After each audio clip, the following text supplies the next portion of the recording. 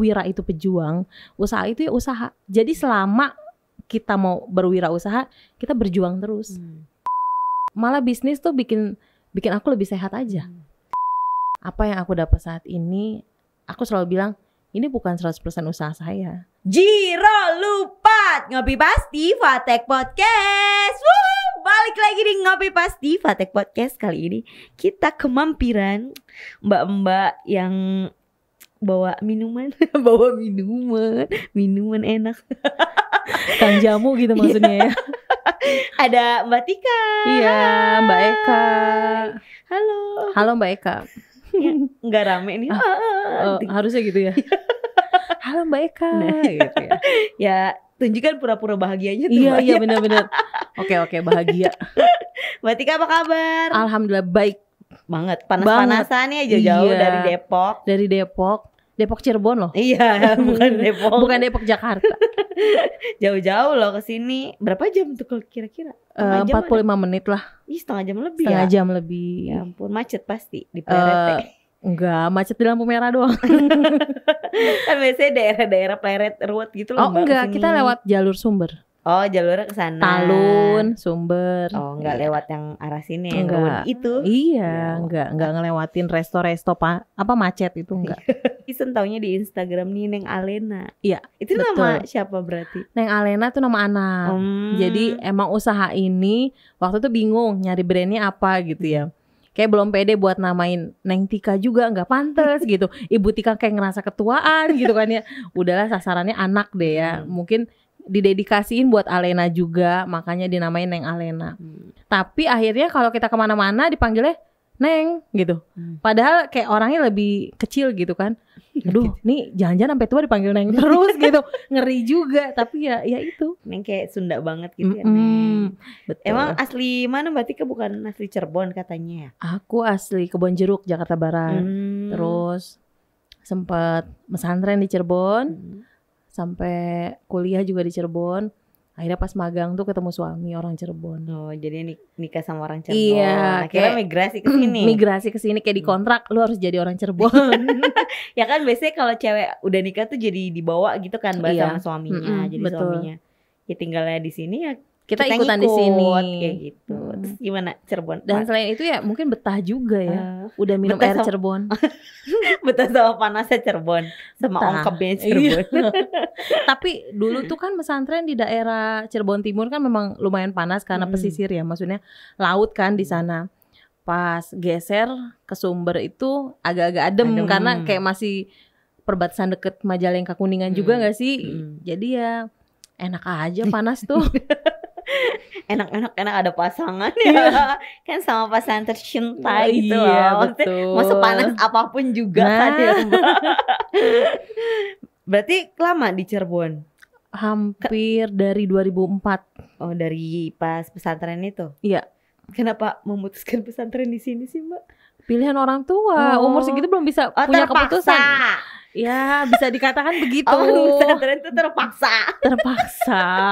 Aku sampai disuruh. Iya, disuruh. Nggak betah banget awalnya. Kabur-kaburan gitu. Kabur-kaburan tapi serius naik tembok, Mbak. Bukan naik tembok, tapi pas aku kabur, aku belum tahu nih ini jalan keluar belakang gitu kan. Pintu kan banyak kan. Mungkin harusnya aku ke pintu belakang, tapi enggak. Aku kabur lewat ruang tamu Kiai, pintu depan. Jadi ditanya, Ira pengen mendi gitu kan. Mau kabur lah udah botas. Kabur tuh kayak orang mau permisi mau pulang gitu. Harusnya kan kita diem-diem kan, mindik-mindik. Ya itu salahnya udah nggak ngerti bahasanya. Oh iya, waktu awal nggak ngerti jalan keluar buat kabur kemana. Ya udah harus kesini. Gagal dong. Gagal sampai akhirnya sampai betah banget dan gak mau pulang. Aku pernah lebaran di pesantren. Kayak malah sampai betah banget gitu. Akhirnya ketemu suami nih. Orang Cirebon menikah. Yap. Terus akhirnya berbisnis. Aku tuh pas Alena umur 5 bulan. Aku sempat kayak ini Mbak Eka, baby blues.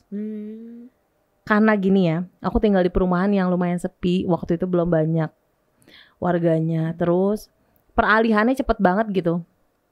Lulus kuliah, dilamar kan.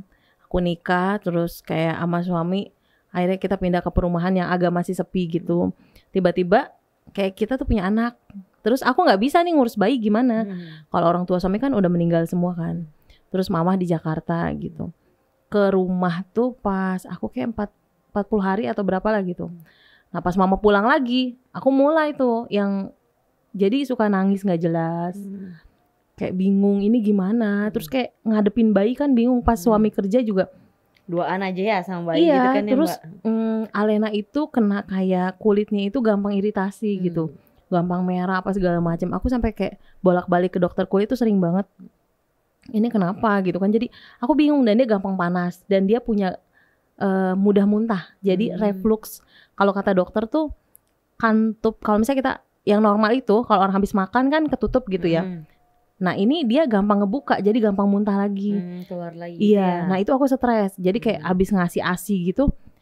Itu sering banget muntah. Ya tekanan juga maksudnya ini harus gimana ya. Aku jadi mudah stres kan. Mudah stres, overthinking lah gitu. Pokoknya kayak gak sehat gitu. Akhirnya aku mikir gimana caranya mecah ini gitu. Aku jalan-jalan sama suami. Dia suka manisan kolang-kaling. Pertama kali aku bisnis tuh manisan kolang-kaling. Terus aku baca-baca nih, kira-kira aku pengen ngambil dari petani karena supaya fresh kan, baru di apa namanya, baru dipanen gitu ya. Nah udah, akhirnya dari situ aku agak membaik karena apa? Kayak ada orderan. Terus pas suami pulang, nanti suami main sama anak, aku ngerjain orderan. Jadi kepecah gitu. Gimana caranya mecah suntuk? Bosen sama kayak gini dan aku punya hobi baru gitu. Jadi ada kesibukan lain gitu ya Mbak. Akhirnya itu bisa meredam sedikit-sedikit yang tadinya kayak gampang. Pokoknya gak jelas, nangis tuh gak jelas. Gak ada apa-apa. Gak kenapa-kenapa. Kitanya aja gak tahu ya gitu kenapa. Kita aja gak tahu. Sampai aku dibawa ke bidan sama suami. Terus sampai bidannya bilang ini harus didampingin. Karena ya gak ngerti. Aku juga gak ngerti. Mungkin itu mental ya. Mental kita yang kena maksudnya sama peralihan keadaan yang drastis banget gitu kan. Dari yang tadi kita cuma sendiri terus harus ngadepin bayi yang ringkih banget gitu. Kayak aduh Alena tuh bener-bener yang gimana ya, aku juga bingung, aku gak ngerti ini harus kayak gimana nanganinnya gitu kan. Akhirnya ya kalau anak nangis aku ikut nangis. Terus bingung ini gimana gitu. Dan dia nangis muntah. Ya ampun kalau aku bilang mas ini muntah gini. Ya itu stres banget. Akhirnya pas aku punya usaha itu sembuh loh Mbak Eka. Padahal lebih capek. Lebih capek. Iya malahan ngurus anak juga gitu kan. Kayak bikin orderan juga. Tapi ternyata mental kita itu lebih sehat. Karena satu kita ketemu orang. Terus kita keluar. Aku belanja buat kayak keperluan usaha tuh apa. Jadi ada rutinitas yang gak itu-itu aja. Kayak gantian gitu suami di rumah aku keluar dulu. Terus aku ikut pameran. Aku ketemu banyak orang gitu. Itu malah bisnis tuh bikin aku lebih sehat aja. Iya sih, karena komunikasi juga kan sama orang-orang, jadi interaksi gitu loh. Manusia sosial banget kan. Jadi kan kitanya nggak di rumah aja yang cuma berdua aja kayak gitu. Iya, jadi bikin gitu sih ya, isen banget aku ya kan kalau kumpul sama teman-teman gitu lah, seenggaknya keluar gitu. Ya healingnya tuh gitu, kayak beda. Gitu. Dan perempuan itu kan kodratnya dia mengeluarkan ribuan kata sehari kan. Kadang kalau misalnya masa sih suami kita ajak ngobrol terus dia juga puyeng ya. Iya gak sih? Tapi kalau misalnya kita udah ketemu sama teman kita rame ketawa itu kayak hilang kan. Meskipun ya masalah juga gak hilang, tetap ada, tapi seenggaknya ya dibikin ngurangin gitu lah ya Mbak, ngurangin beban, dibikin santai gitu enjoy. Jadi aku memang usaha itu mulai dari gak punya modal Mbak Eka. Modal nekat mungkin. Modal nekat, gas aja dulu. Aku tuh orangnya gas aja dulu. Nah aku cuman beli kolang-kaling 5 kilo. Aku upload di FB. Terus kayak diapain tuh kolang-kalingnya? Aku bikin varian rasa. Ada rasa melon, anggur, strawberry kayak gitu. Nah udah gitu akhirnya kayak ada reseller masuk. Aku juga belum bisa ngatur gimana ya ini modal, gimana supaya berkembang. Cuman dari dulu aku tuh gini, misal dari 150.000 jadi produk. Dari produk itu aku paling ngambil cuma 20%. Kesananya untuk produksi lagi lebih banyak lagi. Jadi pengembangannya itu dari modal yang sedikit mereka. Nggak langsung yang modal banyak. Dari kecil dulu ya. Iya dari kecil dulu. Nih aku ya Mbak Eka ditanya kan, kamu mau nggak saya modalin 500 juta? Nggak usah pakai anggunan kata dia gitu. Terus ya tapi tangan kamu dipotong dua-duanya mau nggak gitu kan. Loh kok tangan kata aku tuh. Ya iya, modal kamu itu ya apa yang kamu punya, organ tubuh kamu itu modal. Kaki kamu modal, tangan kamu modal ya kan. Sekarang Mbak Eka mau nggak? Aku kasih 500 juta nih, tapi tangannya buat aku. Ya nggak mau lah. Iya kan? Bikinannya pakai apa gitu iya kan? Jadi dari tangan ini malah kita bisa ngedapetin lebih dari itu kan. Tapi orang zaman sekarang tuh takut memulai berusaha atau berwirausaha karena nggak punya modal bilangnya. Padahal kayak ini udah modal banget, modal dengkul aja sekarang kayak cuma jadi reseller kita udah bisa jadi bisnis gitu ya, udah punya usaha ya kan. Iya bener, kadang orang-orang bilangnya gitu. Duh modalnya gitu kan. Iya. Harusnya menurut kata Mbak Tika modal nekat. Modal nekat. Malah dulu nih aku pas kayak baru setahun itu sempat kepikiran yang kayak aku harus pinjem deh uang buat suntikan dana biar lebih berkembang. Tapi ada lagi nih kayak temen yang memang dia udah berpengalaman bilang sebelum 5 tahun sebaiknya jangan, karena kita belum tahu market kita siapa, kita belum tahu produk kita laku nggak sih gitu. Terus akhirnya apa? Di awal pertama kita bisnis, yang ada kita harus mikirin gimana caranya bank itu ketutup bayar. Akhirnya kita nggak fokus mau bikin inovasi apa, kreativitas apa. Yang ada di pikiran kita itu gimana nih bayar bank, gimana bayar cicilan gitu kan. Depannya gimana nah, gitu ya Mbak. Jadi akhirnya kita nggak berkembang. Malah kayak kita udah stres duluan, akhirnya amit-amit kelilit hutang, kita jatuh, malah kita jadi kayak shock mau mulai bisnis lagi nggak ya? Kayak gue pernah trauma. Gitu ya. Nah itu dan kalau udah 5 tahun tuh ya udah kelihatan. Kayak misal sekarang aku ini peralihan sebenarnya Mbak Eka. Awalnya kan aku bisnis manisan kolang-kaling sama pancake tape ketan. Biasanya Mbak Eka makan pancake apa? Pancake duren pernah. Nah duren, tape ketan belum kan? Tape ketan belum. Nah aku tuh paling seneng gini, produk yang belum ada. Kayak aku nyiptain apa yang belum ada yang menjadi ikon Cirebon. Nah, tape ketan bakung tuh kan enak banget. Aku jadiin pancake. Tapi begitu pandemi itu toko oleh-oleh tutup. Akhirnya kita kayak narik produk kan. Masa mau di toko aja? Itu PSBB pertama itu yang parah banget gak sih Mbak Eka? Sampai jalanan tuh sepi banget. Kan ditutupin semua. Ditutupin kan, semua, boleh. toko juga ditutupin semua, sepi banget. Aku mikirnya gini. Aku pertama COVID ini apa? Aku cari tahu dulu. Begitu aku udah tahu, aku nemu artikel nih dari Profesor Nidom. Beliau tuh di Surabaya gitu ya. Salah satu yang dapat mencegah virus masuk ke kita itu kalau imun kita itu tinggi. Nah, salah satunya itu dengan temulawak, rempah, tumbuhan rimpang-rimpangan gitu kan. Itu hari pertama PSBB, aku nekat ke Jaga Satru, gunain kayak uang aku tinggal segini gitu. Ya udah, aku beliin aja rempah banyak banget. Aku lupa sampai berapa puluh kilo ya. Pokoknya ada 2 karung, kayak ada serai, kunyit, jahe merah. Itu suami aku bilang, emang udah ada yang order? Belum. Belum dong. Terus aku lihat di YouTube, kita tuh udah punya smartphone ya gak sih? Smartphone tuh katanya handphone pintar. Kalau penggunanya gak pintar, kayaknya rugi banget ya. Aku bisa pintar tuh gitu karena dari smartphone gitu kan. Aku buka di YouTube, gimana caranya bikin jamu. Terus aku kemas di botol gitu. Yang ready to drink ya, yang langsung minum. Itu aku foto yang bagus, aku promoin. Justru malah teman-teman yang terdampak, yang sampai produknya tuh dikembaliin banyak banget, mereka rugi, mereka ikut jualin. Dan sehari itu ada yang sampai gue dapet sampai 500.000 dong dari keuntungannya doang gitu. Nah aku sampai yang mikir, maksudnya ini pandemi tapi aku alhamdulillah banget aku bisa malah kayak ngebantu temen gak sih? Malah mereka yang tadinya terdampak ikut jualin dan laku gitu. Nah, aku nggak puas. Jadi memang wira itu pejuang. Usaha itu ya usaha. Jadi selama kita mau berwirausaha, kita berjuang terus. Gak ada berhentinya gitu. Gak ada berhentinya. Misal kita udah punya kayak produk tadi jamu yang siap minum. Aku mikir lagi, gimana caranya ini bisa dikirim ke luar kota karena itu hanya bertahan 3 hari. Aku produksi lagi yang serbuk. Itu aku dari mana? Ya aku taunya dari YouTube lagi. Gimana cara ekstraksi. Lalu aku bikin. Terus berarti sendirian banget Mbak? Awal-awalnya pas pandemi itu udah yang bener-bener kita cuma keluarga inti doang yang produksi. Sampai tamu gak boleh kan. nggak boleh ada orang berkerumun, nggak boleh ada tamu. Nah, ngeri banget kan. Sampai kita tuh kayak apa ya, serem banget kan, sepi banget gitu. Akhirnya kayak keluarga inti aja.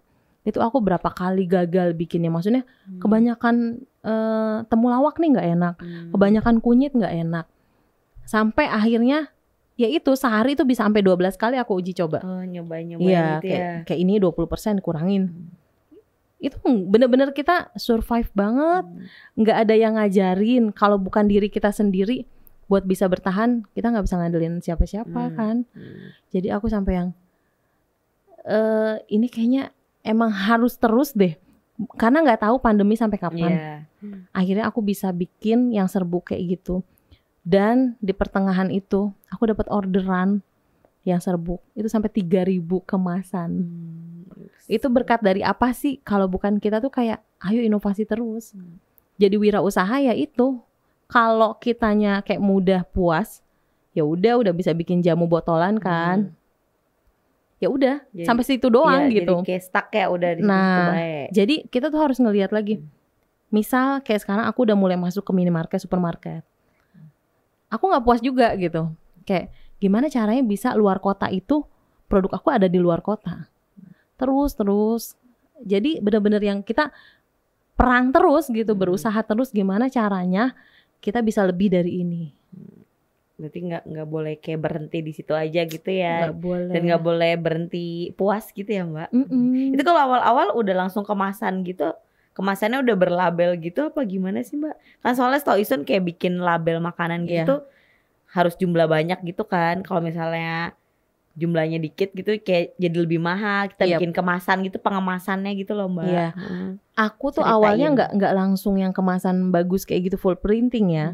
Masih pakai stiker gitu. Plastik biasa gitu ya. Cuman catatan ketika kita inovasi, yang paling pertama kita lakukan adalah lapor ke Dinas Kesehatan. Karena untuk keamanan pangan.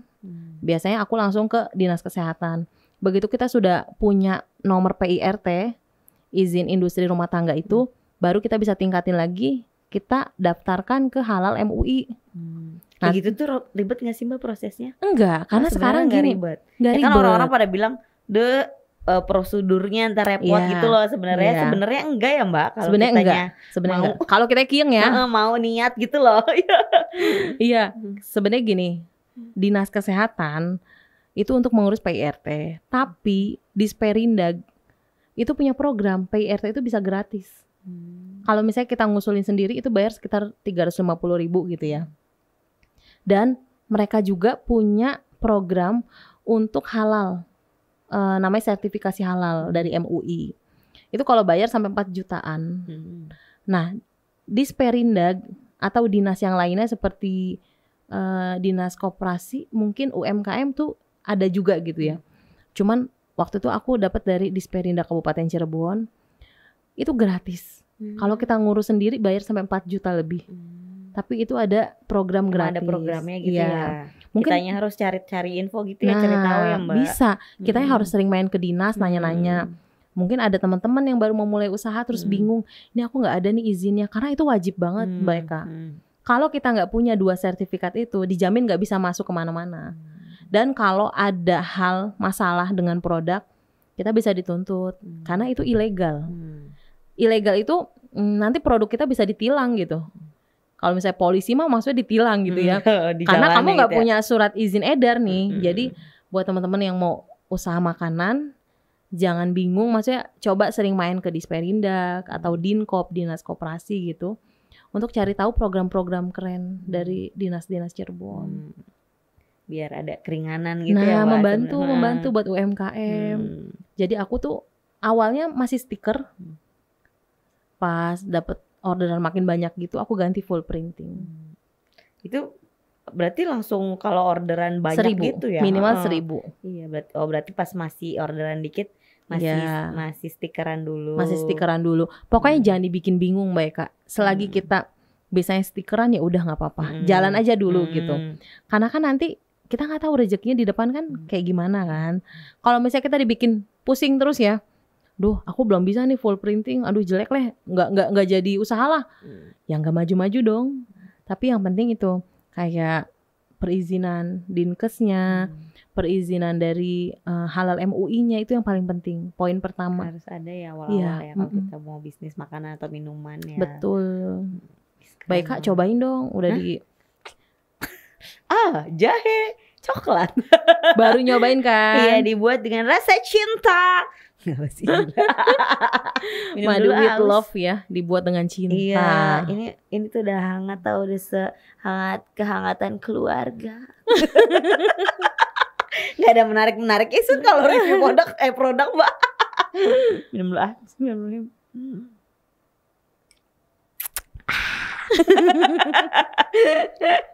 Jahe coklat. Jahenya ada coklat-coklatnya. Apa sih?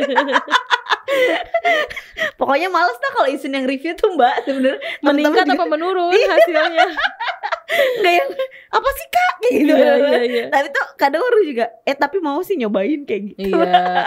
Penasaran juga kan. Ya nantilah aku endorse. Asik. Berarti habis dari mulai udah full printing itu baru masuk ke market gitu. Iya, ke supermarket, minimarket. Tapi sebelumnya kita sudah ada di marketplace kayak Shopee gitu ya, Tokopedia, Blibli.com ada. Terus ya itu Mbak, karena pandemi digitalisasi itu yang diperluin banget. Kayak penjualan juga serba digital. Iya, online semua. Kitanya harus pinter-pinter gitu ya Mbak. Iya. Ya udah misalnya pandemi, ya kita mau gimana lagi kayak gitu. Terus kitanya memanfaatkan yang ada. Betul. Ini dimanfaatkan. Gadget. Handphone pintar. Jangan TikTokan bye beb. Dia mah gitu Mbak, TikTokan lu selfie. Kalau kita nggak melek digital, maksudnya belajar dari Nokia ya. Nokia tuh kan dia tertinggal bukan karena produk dia jelek, tapi dia nggak mau mengikuti zaman ya nggak sih. Jadi sama, maksudnya kita UMKM punya produk, kita jangan minder gitu. Kita harus benar-benar melek digital. Selain offline kayak kita pameran atau kita titip di toko ya, secara digitalisasi begitu orang cari di Google pon-pon jahe merah Neng Alena ada dong. Atau dia buka Instagram Neng Alena official, jangan lupa di follow. Itu tuh ada ini tahu terselubung. Ada maksud terselubung. Betul. Nanti ditongolin Mbak sama istilah-istilah kan keren. Nah iya, jadi begitu ada orang kan jadi langsung tahu, oh ini dari Cirebon kayak gini. Orang biasanya mikir jahe itu pasti, aduh jamu nih pahit gitu kan. Baunya nggak enak. Rasanya juga nggak enak. Makanya kenapa aku bikin ada empon-empon jahe merah. Namanya agak-agak menggelitik gitu ya, empon-empon jahe merah gitu. Ada yang bilang, ih kok namanya gitu banget sih? Enggak, emang itu beneran. Itu nama apa ya, istilah lain dari rempah-rempah.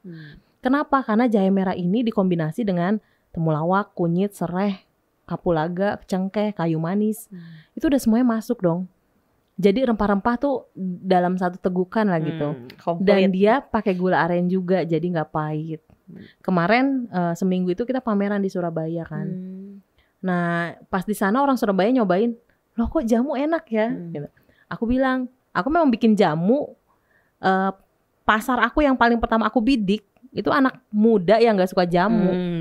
Gimana jadi suka jamu? Makanya aku bikin jahe coklat, susu kunyit, gitu-gitu. Ada yang ngerasa green tea nggak Mbak? Nanti bakal ada. Terus apa tuh itu red velvet? Ada. Iya kan, maksudnya anak muda kayak di coffee shop gitu-gitu mana kan red velvet kayak gitu, green tea gitu kan. Itu next pasti ada, pasti ada. Makin berinovasi lagi ya Mbak, tapi dibikin lebih biar kekinian, aneh gitu, biar nggak aneh juga iya. Maksudnya dia ngeblend rasanya enak gitu. Kemarin juga pas pameran gitu ada salah satu kayak owner cafe gitu, pas dia ngeliat, wah ini kayaknya jahe tapi rasa coklat, dia penasaran kan. Akhirnya malah kita kerja sama, produknya nanti isi di kafe saya kata dia, karena kan di Malang dingin, terus biasanya jahe itu tapi anak muda pada nggak suka karena rasanya. Mungkin dia mau coba, pas nyobain, wah coklat jahe nih, coklat tapi ada jahe gitu kan. Jadi kayak minum susu coklat terus ada jahenya. Ada jahenya unik-unik gitu ya Mbak. Unik banget. Iya kalau Isun lihat di Instagramnya ini ikutin pameran di mana-mana gitu nggak sih Mbak? Kemana-mana sampai ketemu orang-orang hebat. Iya. Itu rezeki sih. rezeki dari doa ibu aku kali ya, yang selalu ngedoain. Maksudnya kayak kemarin juga pas mau ke Surabaya, udah yang mudah-mudahan kamu selamat, pulang selamat lagi, beruntung gitu-gitulah. Mungkin kayak sampai saat ini aku ada di sini pun ya bukan 100% usaha saya sendiri gitu loh Mbak Eka. Pasti itu campur tangan doa ibu lah. Karena kan di rumah juga ibu ikut sama aku kan. Jadi benar-benar aku ngerasanya apa yang aku dapat saat ini, aku selalu bilang ini bukan 100% usaha saya. Karena itu yang membuat nanti kita jadi takabur ya gak sih? Jadi sombong. Pongah. Belum apa-apa udah sombong gitu kan. Jadi itu yang bikin kita jadi kayak ngerem lagi. Oh iya ya, jangan ngerasa pede banget gitu. Ini karena lu keren, karena lu pintar jualan. Enggak juga. Mungkin ini keberuntungan yang didapat dari doa orang tua gitu. Makanya sekeren apapun kamu, tapi kalau kamu sama orang tua kayak ya gak baik lah gitu ya, atau kayak ngerasa gue udah keren nih, ya orang tua bodo amat deh gitu. Aduh, menurut aku sih minus gitu ya. Karena biar gimana pun yang membuat jalan kita mulus itu ya doanya beliau. Mbak Tika, ya ampun seru banget. Iya. Makasih udah mampir-mampir sharing. Makasih juga udah diundang ke sini. Podcastnya keren banget. Mbak Tika juga keren. Mbak Tika juga punya ini ya, channel YouTube juga kan? Punya. Ngevlog gitu. Iya, ngevlog standar deh. Mama bawa anak jalan-jalan ngevlog terus diupload gitu doang. Sambil bikin jahe juga ya diupload. Sukses juga. Ya, pokoknya makin sukses ke depannya, makin berinovasi lagi. Iya. Nanti kalau ada rasa green tea taro red velvet kabarin. Datang lagi ke sini. Siap. Nanti kita beli produknya. Oke. Endorse? Mau. Emang berarti kamu mau endorse orang macam Isun gini? Justru punya selling point lah. Karena aneh ya gitu ya. Enggak juga sih. Karena keren. Enggak aneh. Berarti kan sukses ya. Kedepannya enak jahe coklatnya. Mbak Eka juga. Mudah-mudahan podcastnya makin dikenal. Makin banyak orang keren yang mampir nih. Aku juga beruntung banget bisa ada di sini ya. Biar bisa memotivasi gitu yang lain gitu ya kan. Buat kalian yang mau mulai usaha, jangan takut. Gas aja dulu. Iya, gas aja dulu. Kalau gagal ya urusan belakang. Mulai lagi. Iya, ya nangis aja dulu. Nangis dulu. Bener. Iya, terus nanti bangkit lagi. Betul. Gitu kan. Pokoknya gak usah dibikin ribet. Gas aja terus. Siap, makasih Mbak Tika. Sama-sama buat Neng Alena. Iya, oke, siap. Sekian Ngopi Pasti Fatek Podcast episode kali ini. Kita ketemu di episode selanjutnya. Dadah. Langsung lagi ngeberkat. Ini bunyi. Tuh. Gak kerasa ya tadi ngumpet-ngumpet.